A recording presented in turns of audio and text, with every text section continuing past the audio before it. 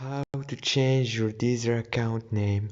Hello guys, in today's video I'm gonna show you how to change your account name on Deezer. So first thing we do is we go to Deezer app, and as you can see this is the home page. Now we go to the top corner here, click on this icon, and as you can see this is my name on Deezer. It's called Micos. Now I want to change this name.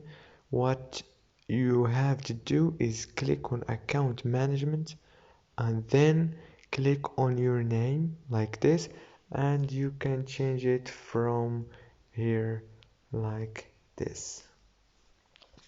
And as you can see now the name is changed.